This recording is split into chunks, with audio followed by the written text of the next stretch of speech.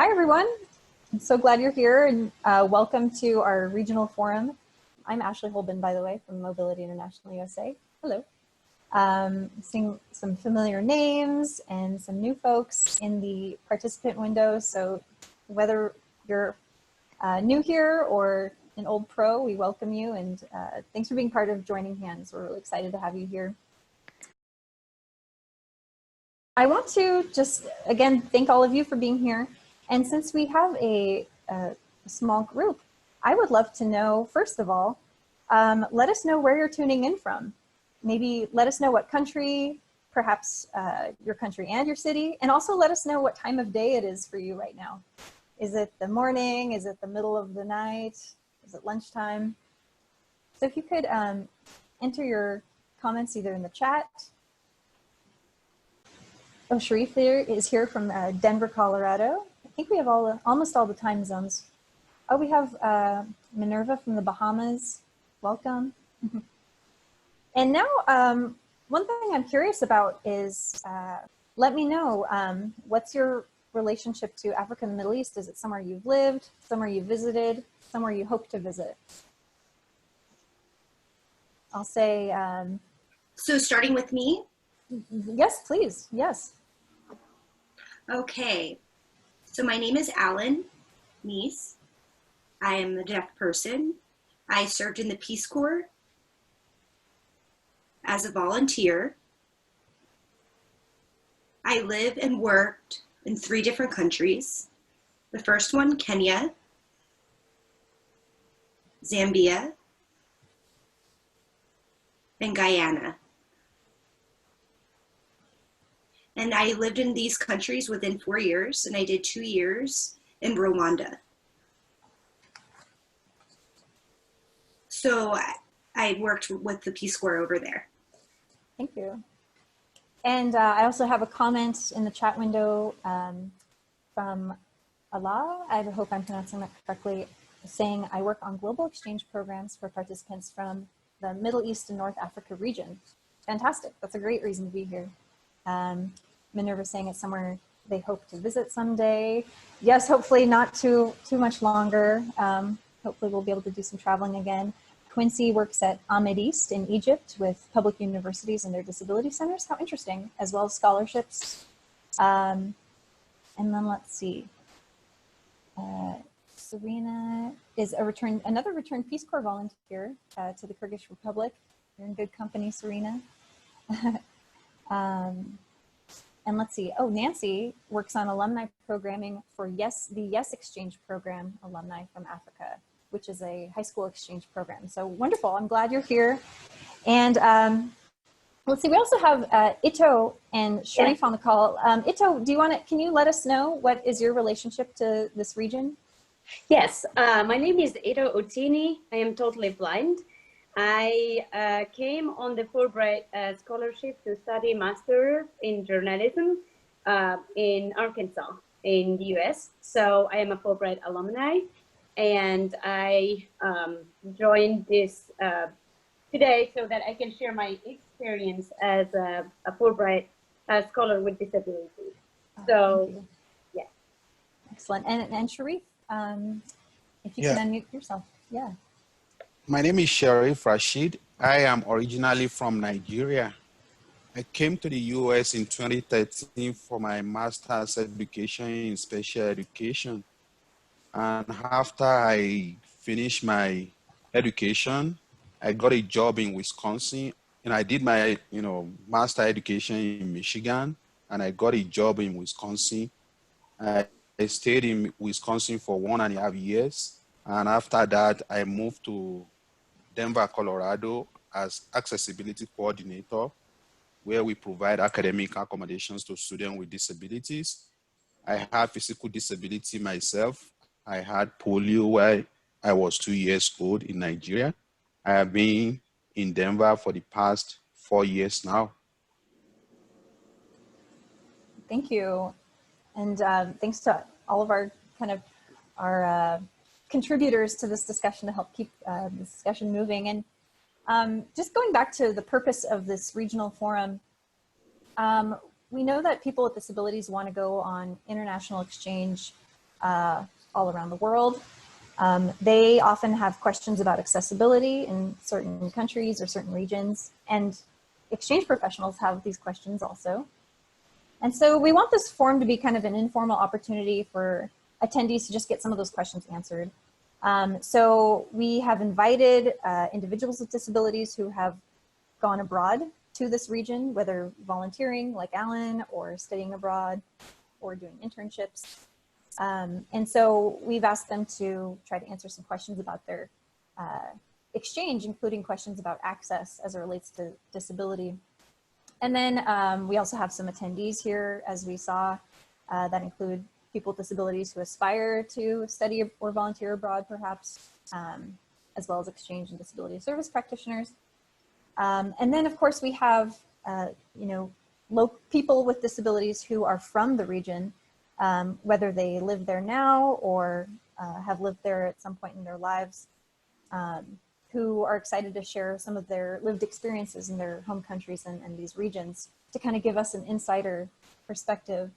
And our goal for today is not necessarily that you leave with like a complete body of knowledge about disability in a particular region, but rather that you get kind of a taste and feel confident with the idea that people with disabilities can have a really positive experience, not only in regions of the world that are kind of, that tend to get a lot of international exchange visitors, but really anywhere. There's not a limit to where people with disabilities can have international exchange experiences. And so we really want to communicate that. So let's continue. And I welcome again, anyone is welcome to type in the chat window or let us know if you would like to use the mic or video to communicate. We have ASL interpreters as well if you want to communicate in sign language. We do have another person greeting us from Egypt, wishing us great success in this webinar. Thank you, and you're going to help towards that success. One question that I would like to know is, for those of you who have traveled abroad to the Middle East and North Africa and Sub-Saharan Africa, were you able to meet with local people with disabilities while you were there? And if so, how did you make some of these connections? And what was the value of being able to meet people with disabilities in another country? Maybe we could start with Alan, perhaps. Sure. So I'll be glad to share that information with you. And that's a great question, so thank you for the question. When I went to Kenya, my first teacher, who happened to teach me sign language, Kenyan sign language, happened to be a deaf person. And the deaf people all throughout the world, what we typically do is we share what our common bonds are, regardless if someone's from Kenya or the United States, China, Mexico. We have the same commonality of experiencing deafness. And not many people consider that a cultural aspect through using sign language. And we all know in the various countries, whether it's Egypt, defining culture comes from language. So when I went to Kenya or Zambia or Rwanda or Guyana, the first connection, the instant connection with deaf people was making it with deaf people because of the cultural background. Their signing may be different than American Sign Language, of course, but they still have that commonality and the similar experience of going through the challenges. So for many deaf people, it's easier and faster to connect with the deaf community there. We are the people of the eye. And we also have that immediate kind of like experience of connection. In some ways, we as deaf volunteers, we assimilate with the community faster than actually hearing folks because we're able to connect with gestures and, because of the deaf community that happens to be in those countries. I've heard a lot of similar anecdotes from other deaf travelers and about having almost like an instant if you will, when you're traveling, and it's definitely something I'm envious of, to have a kind of a community wherever you go in the world. even if you don't have the same sign language. So that's really cool. Yes. And what's interesting, one thing I would like to add, I think this was about 10 or 20 years ago, I went to Australia to World Federation of the Deaf conference, where they use international sign to communicate, and there's various deaf people from all over the world who are coming for a meeting. And, you know, some of us have completely different sign languages, but we're able to still gesture and find ways of communication using a universal communication style, and be able to have discussions talking about, you know, what the best soccer team may be, or, you know, who has the best food, beer, anything. We're hearing people, when you have these meetings, you can't just talk to someone who speaks Spanish, Chinese, and because, you know, the languages are so different, but we're able to still communicate in some way. I mean, no, we can't talk about economics, but we're still able to, you know, have some kind of gestural communication system going. And that is one interesting observation that I had experienced. That's a powerful skill when you're traveling abroad. Do we have any other folks on the call? Perhaps, I wonder if Serena, not to put you on the spot, but Serena, any chance you would be willing to unmute yourself and tell us a little bit about your Peace Corps experience, including, you know, how long you were there, what you were working on, and also the same question, were you able to meet with local people with disabilities while you were there, and what was some of the value of that? Yeah, totally. And I'm going to totally call out my typo. I am simultaneously working and conferencing, so I typed a hasty RCPB, which is weird. And Serena, just sorry to interrupt you really quick. What was your connection to the Middle East and Africa again? I don't have a direct connection other than it came up in my academic studies back in college many that's fantastic. ago. I specifically wanted to sit in on this session because the Middle East and Africa are not areas of specialization for me. And especially given the anti-immigrant climate that we have currently in the US, I consider it an obligation to learn as much as I can about folks who might be coming into our borders from areas that I don't know as much about. Having spent time in Indonesia, I've been really deeply exposed to Islam, and it came up a lot in my academic studies. So I know that comes up a lot. That's an area of familiarity. But just in terms of, like, I haven't spent any time there personally, and it, you know, Asia was more a focus of my academic studies and all my travel. Okay. So I definitely wanted to learn more, given that. However, my experience as a Peace Corps volunteer was in bang the middle of Central Asia, which might be a little more relevant. I did work with blind folks in the Kyrgyz Republic.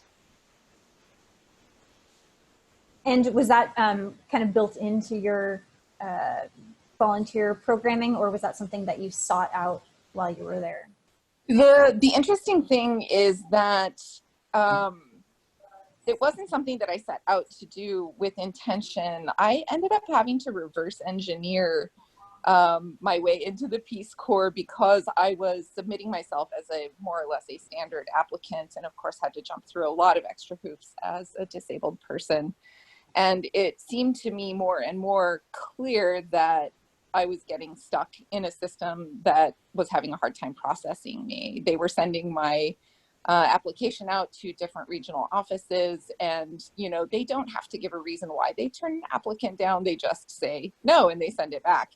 And I was, you know, they just kept pushing me forward and pushing me forward, you know, well, we'll try for next quarter, we'll try for next quarter. And I did not want to, you know, spend a lot of time just being kicked down the road. And I happened to just leverage my network, and a mutual professional contact of mine happened to know a woman in the Kyrgyz Republic who was building a training center for the blind. And he connected the two of us, and I then had allies in the Kyrgyz Republic who went and knocked on the doors of the Peace Corps office in person and said, we want this volunteer. So I really had an unusual experience in that way. And so the center of my work became working with the blind community in Bishkek specifically. Yeah. Okay. I ended up having to do a lot of advocating within the Peace Corps universe as well, and made some headway. They actually brought in another blind volunteer the year after I staged. That's really and exciting. she was there as an English teacher, not to work specifically with disabled people. So, And then Monica just included an interview that our MyUSA staff did with you, Serena, in the chat window.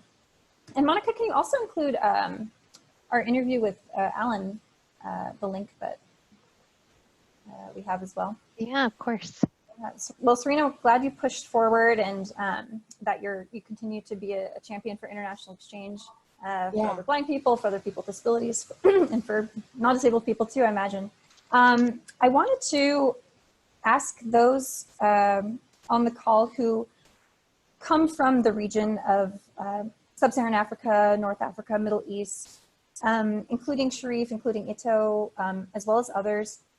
What would be some of your, excuse me, what are some ways that travelers with disabilities, visitors with disabilities going to this region can meet local people with disabilities? I'm from Morocco, and I can speak more for blind people. We are very sociable. Most of the blind people are. So, for example, when I went to Asia, my first time I went to Malaysia, where I didn't, nor do I right now, speak Bahasa. But I looked for blind schools and I started volunteering, and we were able to speak sometimes use our hands to touch objects. And I ended up in Malaysia going with my blind friends to restaurants and all of that, despite of language difficulties that we had.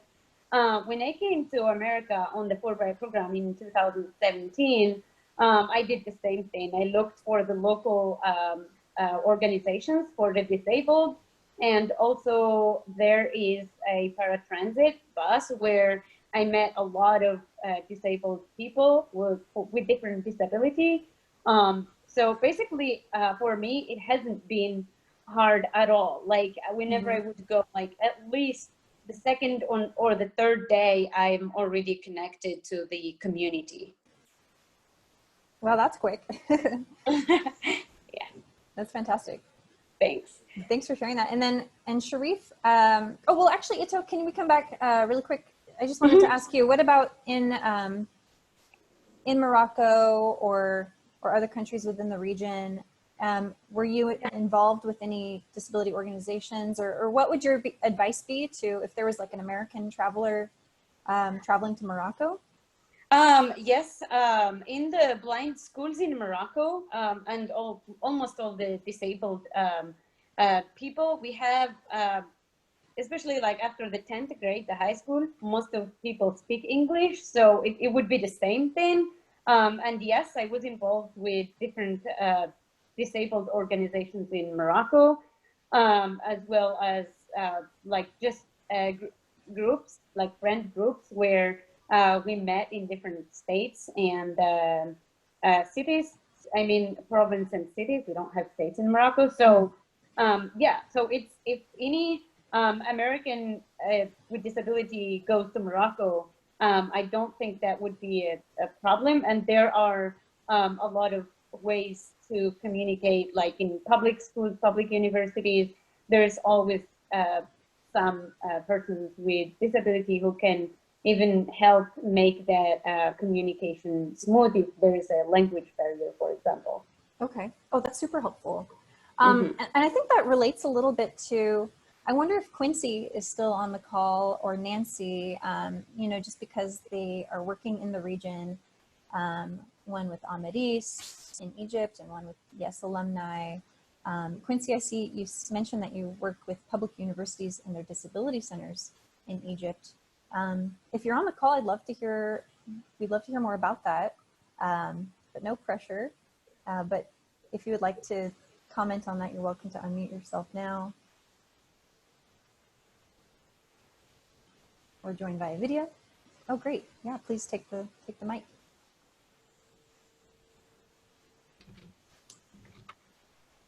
Hi, nice to talk to everybody. So the program that we're running with the public universities here in Egypt, we're working actually with 5 universities, and but they're massive. Cairo University has 300,000 people. So these are very large universities. We work with the 5 top universities in Egypt, public universities, and supporting them to establish university-wide disability centers. They always supported students with disabilities, but they also didn't have a lot of students with disabilities. If you could make it through university on your own and you could ask for what you needed, it was all okay.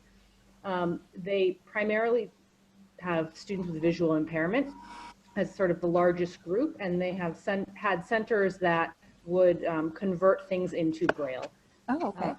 And beyond that, it was all sort of up to the individual. Yeah. In 2018, Egypt passed a disability law, not just for universities, but across many different parts of the country, the community. And for universities, it meant that the universities are now responsible for ensuring equal access to students with disabilities. Part of that, they opened up accessibility to students with visual impairment to more faculties. So universities in Egypt are somewhat different in that it's not a liberal arts degree. You don't enter and then begin to decide what you will study. You enter one field, and that is what you study. And until 2018, students who were blind could only study in the so-called theoretical faculties, nothing practical, which meant that most blind students studied law or language. Law is at the bottom of the ranking in Egypt. No one wants to be a lawyer. Not no one, but it's not the same as in the US. Right. So a lot of changes have happened recently. And so we're really supporting the universities in establishing systems that ensure that students with disabilities are being supported at the universities, to support the professors as well, who are willing to help students with universities with disabilities, but are uncertain how, which often comes out as, no, we don't want a student with disabilities because we don't know how to support them. So we're supporting the professors as well, providing equipment and training. The staff from the universities traveled in last September to University of Montana and Colorado and visited their disability centers and had a program on what a university disability center can look like, what it can do, to sort of get a perspective and think about what they can do and what they want to do and how to sort of work it into the system as it is in Egypt. Oh, okay. Well, thanks so much for just sharing some of those insights. And it's really interesting to learn about accessibility in higher education systems and education systems around the world. And, you know, speaking of Colorado, speaking of disability access in higher ed, I'd love to invite Sharif on as well. And Sharif, I'm curious, what have been some of your experiences with disability access in higher education prior to coming to the United States? And then now in your role, what have been some of your observations?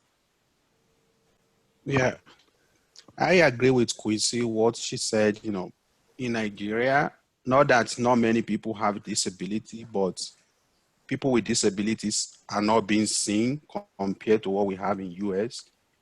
You know, disability is not something that people talk about often. They try to be secretive about it in order not to be stigmatized. I could, you know, remember when I was in, you know, in Nigeria, I studied special education. I was very deliberate about what I want to do in life.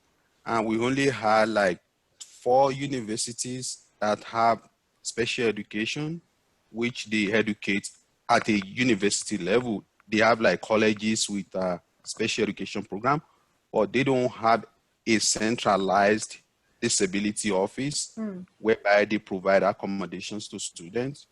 It's left to individual, you know, university. And if you have a disability and you need like accommodation, you have to work it out with your particular instructor.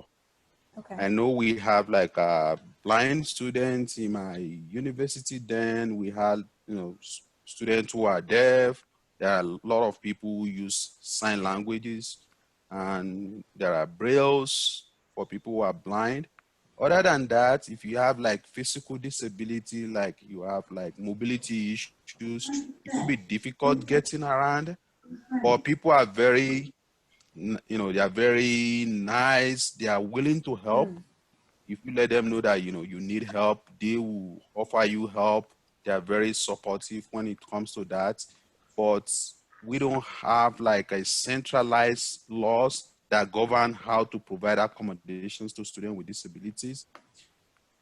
We talk about people with anxiety, depression that we handle here is different in Nigeria. We don't, recognize that as disability compared to what we have in the US. I'm really glad you brought up non-apparent disabilities, but also just some of those differences in attitude or approaches as far as how disability-related accommodations are arranged. Sometimes that's a formal way of arranging accommodations, or sometimes it's just an informal, relying on a friendly person to Yes. lend a hand or whatever that might be. So I think you really brought good attention to that. I wonder, Alan, also, if I can put you on the spot too, if you've also observed, let's see if I can get Alan's attention here. And Ashley, this is Monica. We have Camis from Egypt who would like to share whenever there's a moment. Thank you. Yeah, Camis, now is a good time if you'd like to chime in. Hi. And let's see, I'm not hearing your, I think you might need to unmute. Yeah. Hello, can you hear me now? Yep, you sound good. Yes, this is Khamis Hijazi, an Egyptian English language teacher. Oh, fantastic. Welcome. Oh, I think I lost you.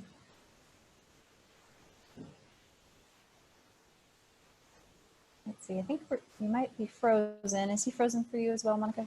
Yes, he is. Okay, darn. Well, we'll try you again in a moment, Camis, if you can hear us. Special needs.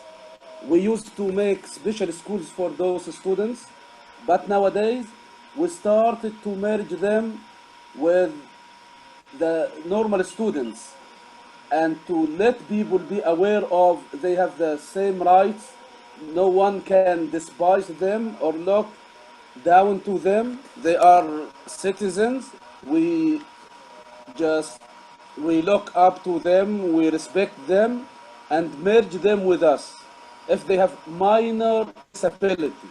But for those who are completely blind or deaf, complete deaf, they have their own special schools because we couldn't merge the complete disability with the normal. So we began to raise awareness for their rights. They are human beings and we have to respect them and deal with them as normal. And we raised this amongst all our students.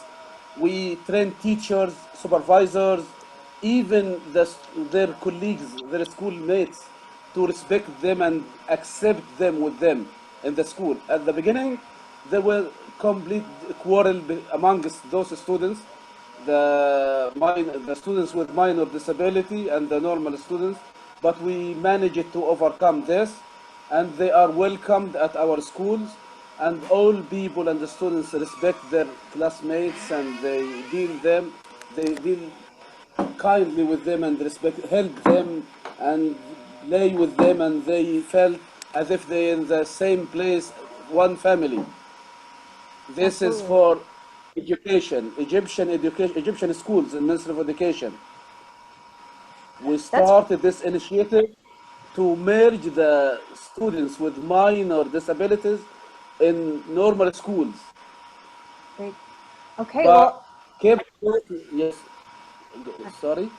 Oh, sorry, I was just going to interrupt you just to comment. I think that's really interesting that you bring that up, because here in the United States also, there's definitely you know, I don't want to say a trend, but there's definitely like a desire to have an integrated setting, an inclusive setting, inclusive education where students with disabilities and non-disabled students are learning alongside each other without being separated. But at the same time, we also do have schools that kind of cater to deaf students, schools that cater to blind students, but deaf students and blind students are not limited to those schools. They also have the option of attending schools alongside non-disabled students.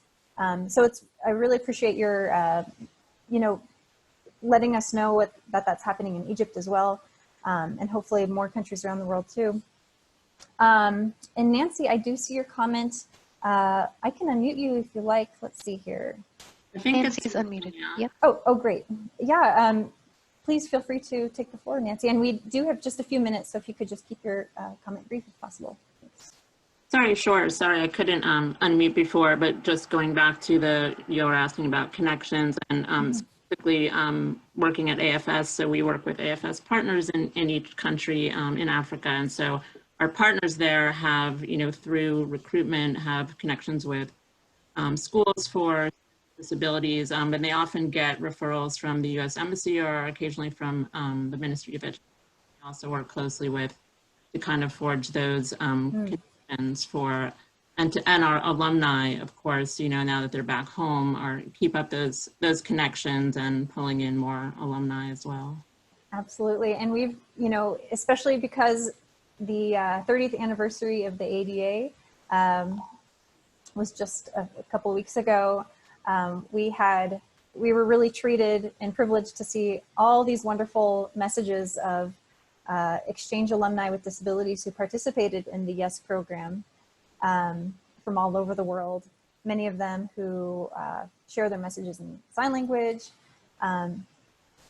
through video, through stories and articles. So we've loved seeing all of those alumni updates come through and seeing all the work that they're doing once they return back to their home communities after their year in the United States to contribute to their communities in so many different ways. And that great. We had some alum from Kenya who did a live interview and getting much more involved in projects as well. So they're and kind of taking the lead and pulling in, you know, more of their alumni, able-bodied alumni who I think are learning quite a lot from them. So that's been great.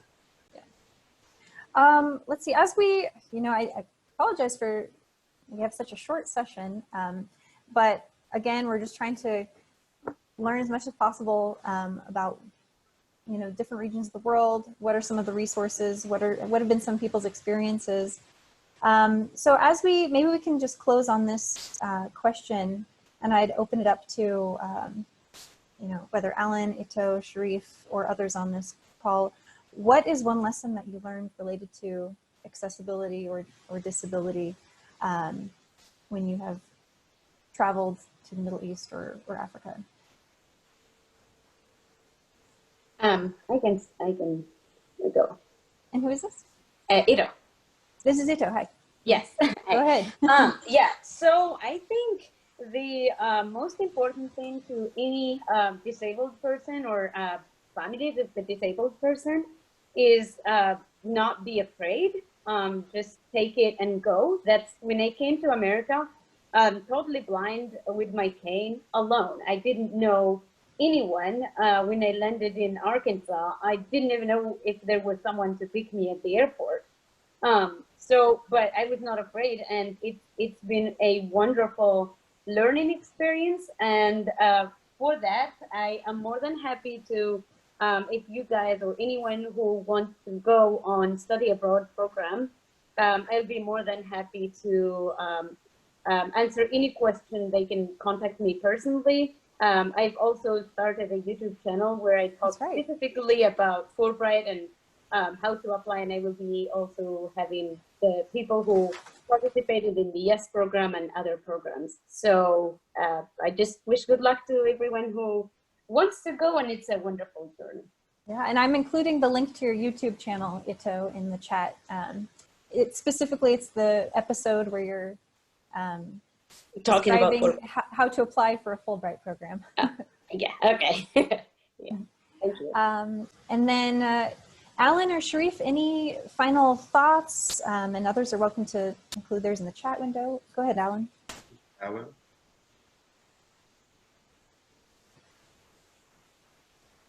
I'll keep it quick, you know. My life work, you know, involves 4 countries, 7 years, many places. It's been the same experience wherever I went. People are usually shocked when they see me. I'm a white American, you know, Anglo-Saxon deaf male. People are just always shocked when they see me. You know, it's not that I'm deaf and disabled, you know, but you know, it's more so that I'm a white male, and I show up and I begin to change their ingrained perspective on people with disabilities and what people with disabilities can do versus me and my race. And you know, and I'm able to see, you know, the value of what our true beliefs are here in American society, and not about our disability, but more so our abilities and how we ingratiate that in our practice. Thank you, Alan. Thank you. And you reminded me that next week during Joining Hands, we're going to have a session where we're going to spend some time talking to people, international exchange alumni with disabilities, about those different identities. And because you mentioned, you know, maybe the way you perceive yourself or the way you're perceived in your home country, the identities that are perceived are different when you go abroad. Different types of your identity get more taken to account or brought to the fore. And so it's really interesting how that plays out for different travelers and exchange alumni. Let's see, and just, sorry, go ahead. Yeah, I think for me, the most, you know, surprising thing for me is how open people are to talk about disabilities in the US compared to where I've lived. You know, people are open to talk about their disability, even, you know, invisible disabilities that you cannot know that they have. With that, you can better support them if they are willing to discuss it and let you know how you can help them. I think it's very, you know, interesting to know that people are willing to speak about it, you know, willing to work with them. Great, because it helps remove the stigma. Yep. The more people are willing to normalize it and normalize the fact that you can ask for support, you can ask for resources, and that's okay, and encouraged even. So I appreciate the work that you're doing, Sharif, on your campus. And I know you were telling me this is a busy time for you right now, and getting a lot of students requesting some access and supports from you. So accommodations. Yeah, disability-related accommodations, absolutely. So thank you for bringing that up. And just one more resource that I wanted to share really quick. I'll share my screen here very quickly. Just one resource that we produced a couple of, not that long ago, is our A World Awaits You journal on people with disabilities traveling with a purpose. And it highlights some US people with disabilities who have studied abroad and done professional exchange programs abroad. And then it also highlights people from sub-Saharan Africa who have come to the United States on high school exchange programs, the Mandela Washington Fellowship, which brings young African leaders to the United States, and then also the Humphrey Fellowship for professionals from around the world who want to continue professional development in the United States. So we will link to that as our final note. Let me put that in there really quick. And one person asked if the recording will be available. I think we're going to try to make this recording available at a future time. So we'll let all of the registrants know when that's available. And we'll also try to put together some kind of resource sheet with all these different resources that we mentioned here. So we're a little over time, so I better wrap it up. And let me do that by just saying a huge thank you to all of our guests, everyone who joined the chat, Alan, Sharif, Itto, and to all of our sign language interpreters and CART providers and my USA colleagues. So there's another regional forum coming up in about 20 or so minutes. And so you're welcome to join that again. If maybe you just want to learn about another region of the world or share even more experiences that you have. So thanks again. I'm going to close the meeting now, and we'll see you again soon. Bye.